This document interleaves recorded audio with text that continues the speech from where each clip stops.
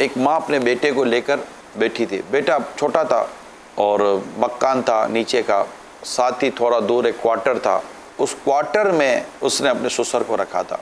घर में जगह नहीं थी, जगह थी ससुर के लिए जगह नहीं थी, और वहीं खाना वाना पहुंच जाता था ससुर के पास। थोड़ी घर के काम काज से फारिग होकर आकर देखी तो बेटे ने एक ड्राइंग बनाई हुई थी, घर बनाया था। तो माँ बड़ी खुश थी, बेटा इतना अच्छा घर बना लिया, शाबाशी दे रही थी। उसी ड्राइंग में घर बनाने में बच्चे ने एक अलग से क्वार्टर बनाया था थोड़ा सा दूर। तो माँ ने कहा बेटा ये क्वार्टर क्या है, ये कमरा कौन सा है? तो घर से बाहर बनाया।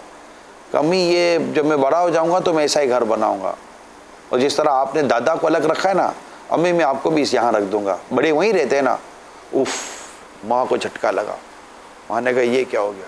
उसको मकाफात अमल जैसी करनी वैसी भरनी वाला सबक याद आया।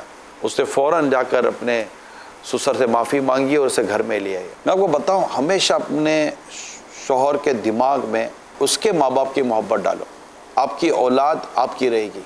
रात को शौहर के कानों को भरना नहीं चाहिए माँ और बाप के मामले में, ना ही माँ बाप को चाहिए कि वो बहू के मामले में अपने बेटे का दिमाग खराब करें। इससे घर में आग लगेगी, घर घर नहीं रहेगा।